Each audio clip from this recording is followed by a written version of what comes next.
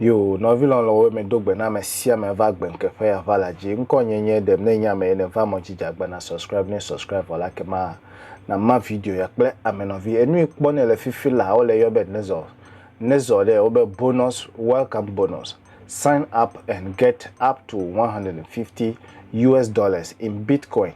Get $100 paid out in Bitcoin when you top up 1,500 or more. Grab an extra 50 in Bitcoin if you exchange at least 1,500. Boy, that data get it now. Ne zifilawa koko ide page na sign. It's free for you to sign. Oma honade kelasi well. It's free for you to sign up. Sign up is for free. Nu imediwe mak blona wele nyebe. Nu siya nu lagbe amede. De na soro ya fi na nye. Onam hurry up. Onam time duration. Be mawe. Enu yole yobe Bitcoin de ya kwenye ma. Blockchain ya kwenye ma. Elomelo ya nye hiya me fifila ma kona de kofi ale nye ufunji. United Arab me le fifila. Dubai ya me le fifila. Ofe airline obe wa hefe na you no efe le airline ya me le Bitcoin me. They are also plan to use blockchain and metaverse technology to improve connectivity with customers. Enye customer ne lefe me ejebe na zen enu yikume mafia we ma sign up is for free.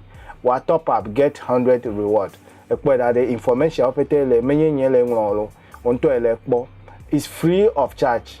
It's free of charge. Ni opete ne le ekpo le fee. It's free of charge. Ekpo da the information wenye ma le fma onto ya ahre. We fee account ya mene wo gale fee. Mele gbona we no vinye ano jijide just keep the money in the account, it is increasing. Ma di value na we profit ano jiva. Magbonya tefe na we Bitcoin milo malo egbo is here to stay.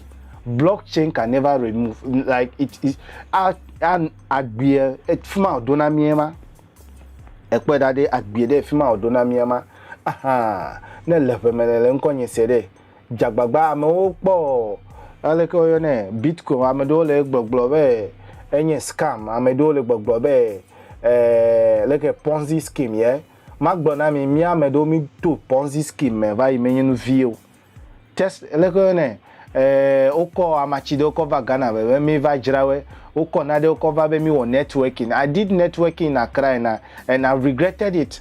Ekpo dade me obe sales nuka edi customer we. We've done all those dirty things and it's not working. Stay in the house and keep your penny over here. No ganye wo salary kwache eko 10% ko the account here mede. You have a share to hold here, earn up to 2% back. Ekpo dade ne no account ya me kona we ekpo dade ne o ele ope card za ya nyema ele Ghana Commercial Bank za ne ole we he ADB ne ole na ole we na. This is what we are talking about. The future is here in Bitcoin. It's simple and short. Boy, refer a friend.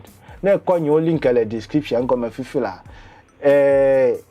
information you wanna refer a friend and get reward. For every friend refer who join us will reward both of you with free Bitcoin. If you have menye we menye wo gaya ko hefe na mo nye pe ofete company wa anami ga wa anami $25 mi ahode kutokume.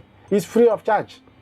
Free of charge. Ne nya sign up ko wa ko na we eni ole gbogbema ekpo that the licensed and regulated by what asset institution ekpo that the nu swe ya membe ma ko fia ole moji mi ga memele mi asi over mi ano o fififi avai. Do your own research. If you be wonto na vai kunu me na do asa sita me dade de ma anyo if gbanto yo he ya me de ko cho ya well o we ya ogble ya me fu gbanto do ojo ya oge am o crash ka afemi vale re bohin za fifla ncho ya me fu imedo na to de fi o ma pono vi o le apa veleji o double deck pleto we tojivu ganga we. It start from somewhere, so you just try as much as possible to start from somewhere. Agbenuke, if you fail to take risk, watch it very kadade.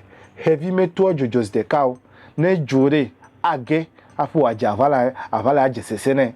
Ne gbe vovombe ima jokpo de atros kokolo. Fifila klache kokolo le jojo. Me bia Agbenuke le feme.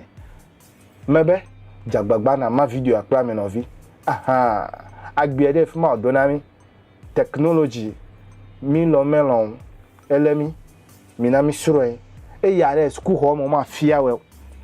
That's the first. School home ma fear well. They will not teach you financial freedom.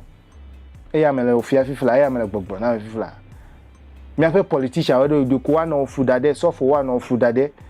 Wo susu wo agbeme. Enye de fi ekpo mi o video ade me pe no view we. Don't keep knowledge, don't be selfish with knowledge. Aw. Aha. No view lo me bia dagbe na me sia me. Mi ano ka me.